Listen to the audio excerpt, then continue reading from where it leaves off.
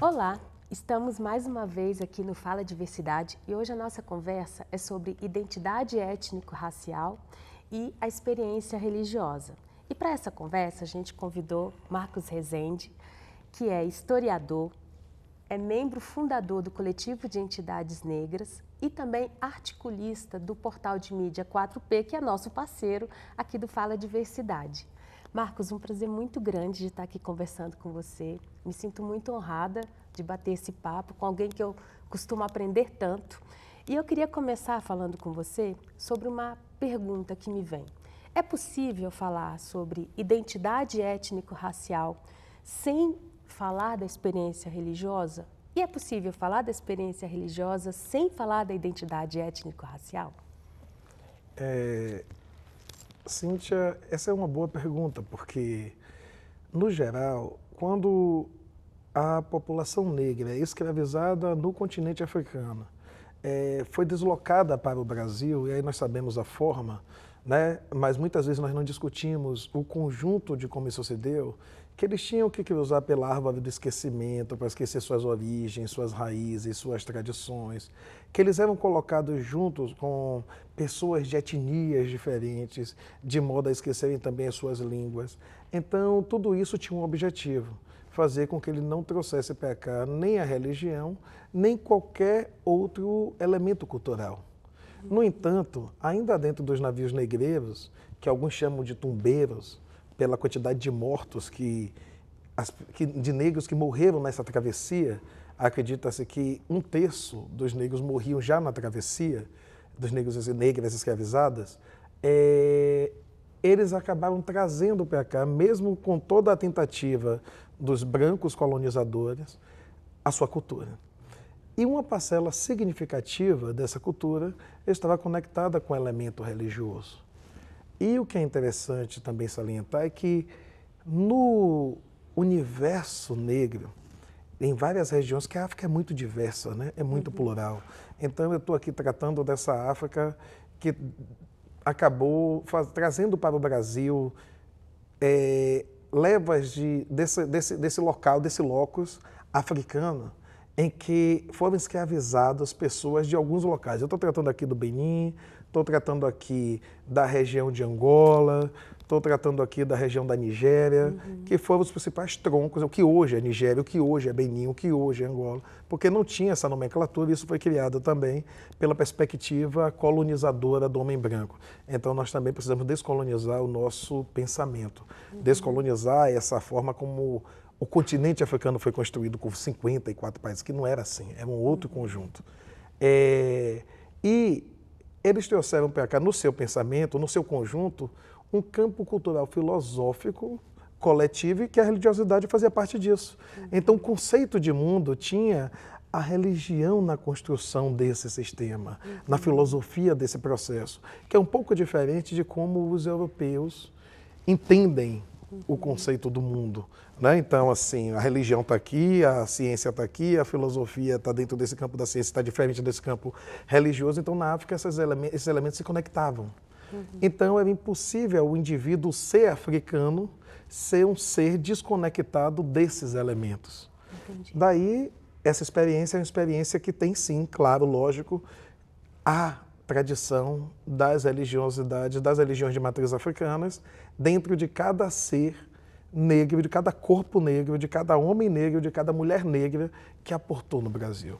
Então eu diria que é impossível nós concebermos este mundo sem o olhar religioso de matriz africana, sem essa perspectiva. Por outro lado, é possível nós pensarmos que hoje existe uma diversidade de pensamento do ser negro aqui no Brasil que pode não estar conectado a este elemento do candomblé ou das religiões de matriz africana. Fala um pouco mais disso, Marcos. Como é que isso dialoga um pouco, assim, por exemplo, com a hegemonia de uma determinada religião que tem aqui no país? Como que é isso? É exatamente isso. Com o passar do tempo, Então, os negros e negras foram escravizados na África, chegavam no Brasil. Aqui no Brasil, só tinha uma religião oficial, que era o catolicismo. Né? Essa religião oficial, inclusive, constitui um elemento de que os povos indígenas, os povos originários, eles não poderiam ser escravizados porque eles tinham alma. Então, eles teriam que ser catequizados. Já a população negra poderia ser escravizada porque não eram pessoas, não eram seres humanos. Então, eram animais, né? A construção foi acerca disso. Então, que eles inclusive tinham uma mancha por conta dessa desumanização do negro, do corpo negro.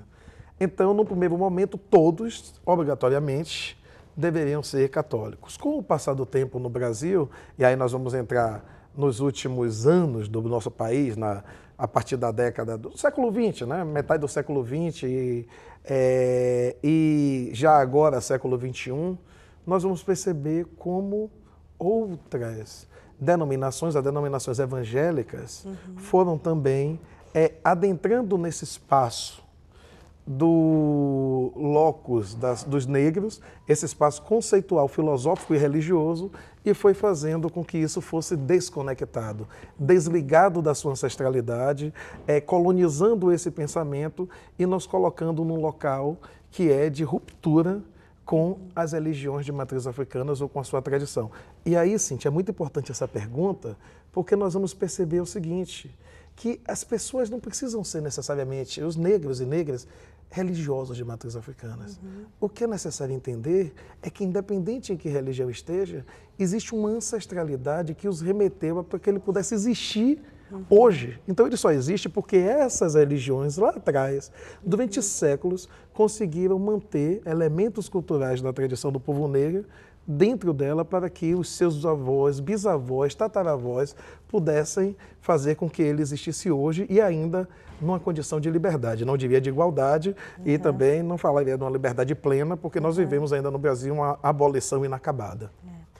Eu estou aqui pensando, você participou e integrou a comissão organizadora de um simpósio que acontece agora em novembro, em Brasília, que é o Simpósio Indígena, Negro, Quilombola e Religioso de Matriz Africana. Achei muito interessante o nome do evento, porque exatamente tem um marcador de identidade, mas tem aí um marcador da religião como se houvesse uma espécie de simbiose no pertencimento desses grupos que estão anunciados no evento.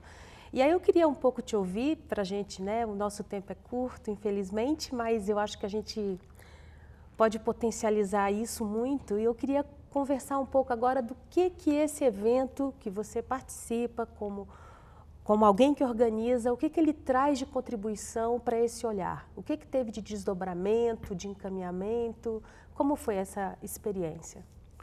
Uma experiência muito rica e para nós é como se esses 4 dias de evento fosse, nós ouvimos aqui, um oásis em meio a esse Brasil que se apresenta hoje. Nós estamos vivendo no Brasil um momento muito grave de perda de direitos, um Brasil onde a homofobia vem se ampliando, a misoginia, o racismo, a hipocrisia sobre o racismo parece que foi colocada, exposta de todos os jeitos para a gente ver, a violência, o feminicídio, né? O desrespeito às tradições indígenas e aos povos originários, o desrespeito e a intolerância, o racismo religioso com relação às religiões de matriz africanas. Então a gente está vivendo esse Brasil em que a cada dia essa violência aumenta. E de repente, num seminário como esse, nós conseguimos trazer para cá 600 pessoas. Então 600 pessoas, sendo que dessas 600 pessoas nós tivemos muitos povos originários. Nós tivemos aqui representações de mais de 50 etnias indígenas nesse encontro. Nós tivemos aqui religiosos de matrizes africanas de mais de 18 estados do Brasil.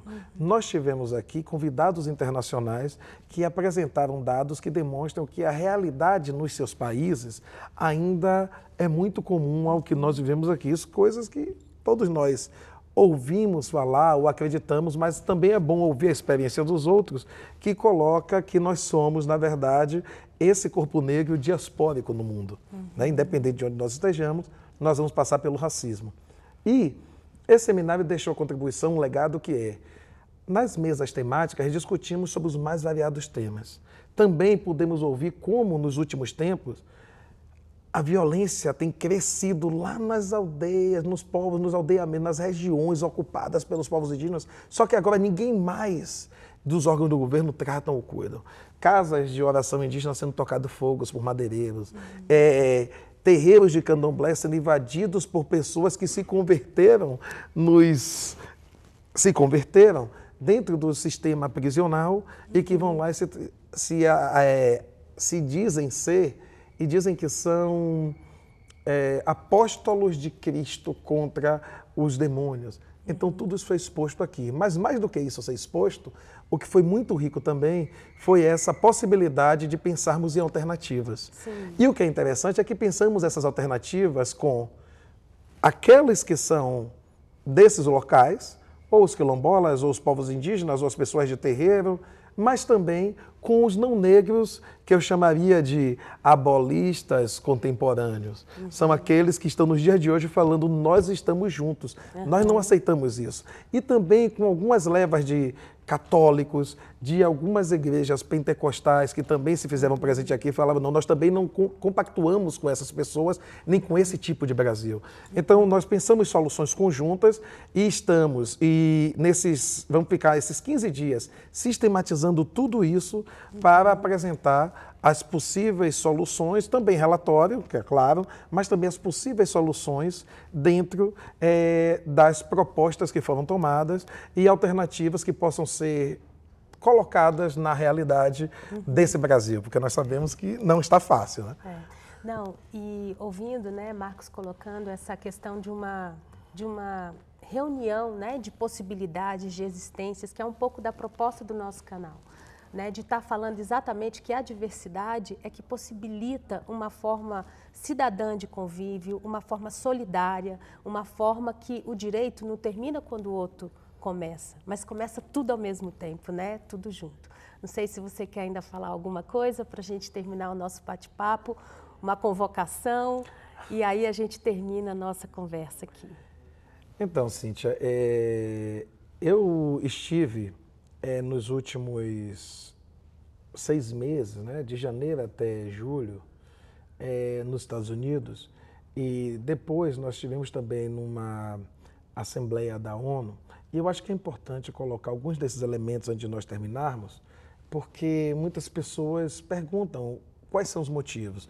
Nós estamos no meio da década dos povos afrodescendentes, da década da ONU para esses povos. Então, a ONU declarou que de 2015 a 2024 seria a década. E nós estamos debatendo sobre isso, debatendo sobre o conceito de reparação, debatendo sobre o conceito a criação de um fórum permanente dos afrodescendentes na ONU. Isso já foi aprovado, inclusive, em Genebra, então agora o debate está sendo na ONU em Nova York, como é que nós reaprovamos isso para, a partir daí, pensarmos como vai ser esse espaço. E esse encontro daqui é essa conexão, essa conexão desses elementos. E também quando eu falei das comunidades evangélicas que aqui estiveram presentes, também nos traz esses elementos, porque as comunidades evangélicas negras, norte-americanas, essa comunidade mais gospel, também tem esse apelo de estar mais conectada conosco do que algumas tradições brasileiras que acabaram sendo ocupadas por mentes e por pessoas não negras. Não é problema ser ocupado por não negras. O que é problema é quando os não negros têm mentes colonizadas ao ponto de descaracterizar uma tradição do povo negro. E não que aqui no Brasil nós não tivéssemos negros fazendo isso, mas nós não tivemos oportunidade de saber sobre isso. O Brasil é um país muito violento com a população negra. Então, quando nos Estados Unidos os negros evangélicos, por exemplo, podem falar de Nat Turner, né, que ia nas plantations, apresentar os versos bíblicos e falar que todas as pessoas negras eram filhos de Deus e que teriam um espaço de libertação, quando Martin Luther King, ganhador do Prêmio Nobel, Júnior também fez isso, fez esse debate. Harriet Tubman, que nós falamos hoje, inclusive vai sair alguns dias, daqui a um mês, vai sair um filme sobre ela. Uma negra metodista, abolicionista, que libertou milhares de escravos nos Estados Unidos, puderam fazer isso. Violette Johnson, que também fez isso, antes mesmo de Martin Luther King, que foi no século XIX. Aqui no Brasil, nós também tivemos negros que construíram isso. Nós podemos falar de uma pessoa que todo mundo conhece, como um abolicionista, como alguém que lutou na revolta da Chibata, que é João Cândido, que era um metodista. Mas ninguém ouve o João Cândido metodista, o João Cândido evangélico. Por quê? Porque isso é retirado da história para que os brancos possam ser a referência dessas igrejas. Né? Nós podemos falar que em Pernambuco nós tivemos um grande abolicionista em 1800 e também evangélico, que em 1842, 43, fundou uma igreja lá evangélica e alfabetizava os negros, libertos os negros também dentro dos espaços, e que ele acabou sendo preso. Era conhecido como Lutero Negro, pernambucano. Você é pernambucano, gente? Não, Sua mãe? não, sou maranhense. Ah, é? Mas é nordestina, nordestina. E essa pessoa acabou sendo presa. Sendo presa por ser um negro que, na época, a religião oficial era católica e queria colocar os ideais dos negros sendo os descendentes mesmo de Cristo. Que, se a gente pensar onde Cristo nasceu, foi no continente africano, aquele local ali de Oriente Médio, ele não pode ser branco. Então, o que eu queria deixar por que eu estou trazendo esses elementos? É para mostrar como, em que pese a história desse país ser uma história que preza por valorizar uma tradição não negra, uma tradição branca, e a dizer que os negros são do candomblé, nós queremos dizer que na história desse país, em que pese nós termos uma matriz africana, ou uma diversidade de matrizes africanas, que fundaram as religiões dessas matrizes aqui no Brasil, nós também tivemos negros de referência nas religiões católicas, nas religiões evangélicas e em outros espaços religiosos. Trago isso para dizer que se existe hoje uma intolerância religiosa nesse país, se existe o que hoje é denominado de racismo religioso, de incitação do discurso do ódio, com toda certeza não são os nossos irmãos negros que estão na plateia desses templos que pensam assim, mas continua sendo a estrutura de poder do homem branco, de mente colonizada ou com a mente de colonizador, que insiste em dizer para os nossos irmãos negros que nós somos inimigos. Então nós negros não podemos ser inimigos, nós negros da comunidade não podemos ser inimigos do negro policial. Ele é igual a gente, de farda. Nós negros não podemos ser inimigos de nós negros do outro agrupamento que são denominados de facção, que para mim isso não existe, porque nós somos irmãos negros. Nós não podemos ser inimigos de nós mesmos. E que nós temos que saber que os nossos verdadeiros inimigos são as pessoas que cultuam ainda hoje o racismo, a violência, o ódio e uma superioridade branca construída nesse pensamento em que nós não possamos ter nenhum tipo de espaço. Então, eu queria finalizar dizendo isso, que nós negros e negras, independente de onde estejamos, temos que estar unidos. Somos a maioria desse país, representamos 54% da população, e Nelson Mandela, quando saiu da prisão, depois de 28 anos encarcerado, construiu um lema para ser presidente do país: uma pessoa, um voto.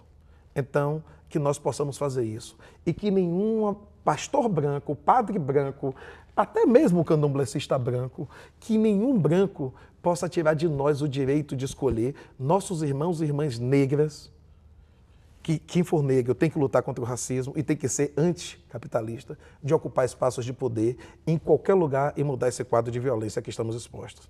Eu te agradeço pela oportunidade. Marcos, muito obrigada.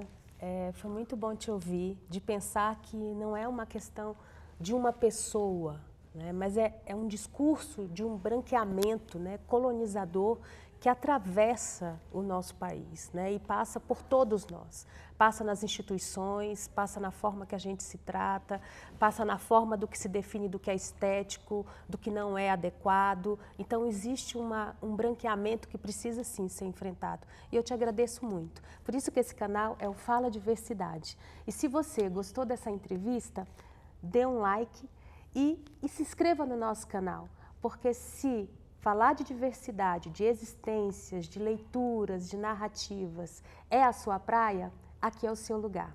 Obrigada, Marcos, pela oportunidade. Obrigado, e obrigada você também. Obrigado, Canal Diversidade.